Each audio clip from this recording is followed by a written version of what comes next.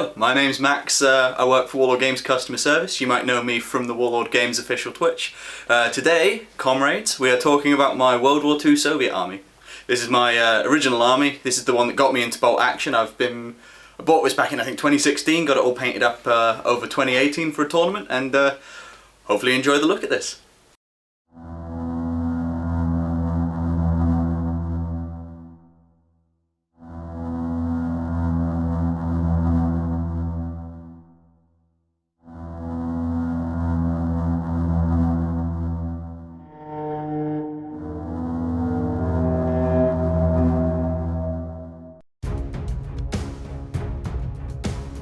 So, I've always had an interest in World War II, and I think the Soviet Union's always been a particular draw there, because despite being this huge nation with masses of manpower and quite a lot of equipment, they were always seen as the underdogs.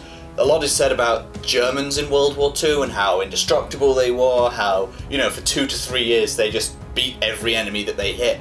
But it was, at the gates of Moscow as early as 1941, the under-equipped, often, pretty hopelessly lost by command infantry stopped the panzer divisions, and, the iconic battles of Stalingrad, where there's something inherently exciting and interesting where people go through kind of hell on earth and still win, and Stalingrad was absolutely that. So there's a lot of reasons why I chose the Soviets, but plucky, to give it a single word, would probably be why I picked them. So I started painting this army in 2018. I think I was getting it ready for a bolt action tournament. I bought it a little bit before that, but finding time to actually paint an army is always an issue. And I've been kind of adding to it ever since. The initial army was basically straight out of a starter box, so a couple of units of infantry, a T-34 because it's mandatory as far as I'm concerned, and a couple auxiliary weapons. And it was pretty basic like that, mostly made out of plastic. And as I've gone along, I've added more and more units, definitely more and more tanks as well, so I've got the variety. And recently as well, Warlord Games has been making far more miniatures for the Soviets, so things like the new NKVD sets, the new Soviet Airborne, that's kind of lately rekindled my love for this army. So how long did it take?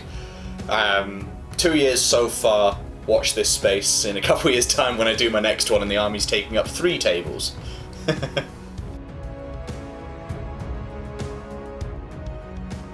So my favourite unit for this army is the Soviet Naval Brigade.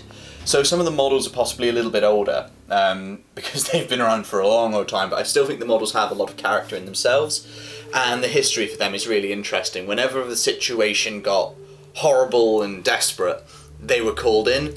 So going back, Stalingrad was one where they fought a big part of it, and Sevastopol was a huge one where they got involved. They were involved in the efforts to get some of the trapped men out, they were involved in the actual defence of the city, and overall they were just really hard, tough soldiers. They earned the nickname the Black Death in the Sevastopol campaign, and that's just cool. How do they play on the table? So, there's actually a couple different answers I can give to that one, because depending on what time of the war you're fighting and the theme you're going for, this could either be an inexperienced horde army, legions of infantry on top of the free infantry, backed up by pretty cheap basic early war tanks or even unarmoured vehicles, or it could be going completely the other way if you wanted to play late war, an army of veterans who've seen it all, push their way into Germany and are about to take on Berlin. And even within that you've got your specialists, like again the naval troops, the Soviet Airborne. So generally for me, I go kind of middle of the road. Lots of regular infantry with submachine guns, normally a tank. I like my Su-76 and the T-34 the most. They're my go-tos. Occasionally Katyushas if I particularly don't like my opponent. And generally try and have as many bodies as possible. But I have taken elite forces in the past, and once or twice I've taken all inexperienced forces that end up with around 15 dice, and generally pretty good for frustrating the opponent while doing absolutely nothing all game.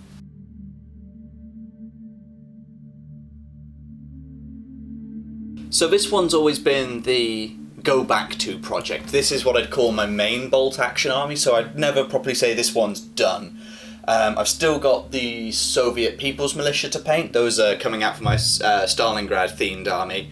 Because within the army I've got a couple different themes. I've got some that are based up specifically for urban fighting, and then the rest of the army is a mix of winter and summer uniforms, and it's kind of for a general spring offensive concept. So that'll allow me to kind of go on either battlefield or even have a dedicated Stalingrad army.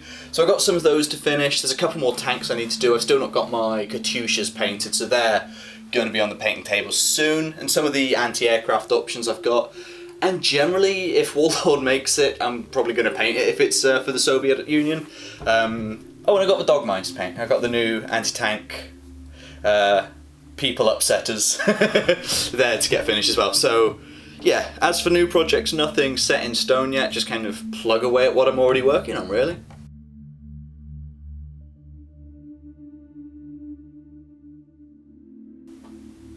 So I hope you enjoyed looking at this army. It's been fun to talk about. This is an army I've had for years, so it's good to see getting some extra eyes on it. If anyone has any questions about how any of this army goes, or just about my projects in general, I will be checking the comments, and I also have a blog if you want to check that out. You can see that on Facebook. We'll see if we can get a link posted in the description for that one. And remember to like, comment and subscribe.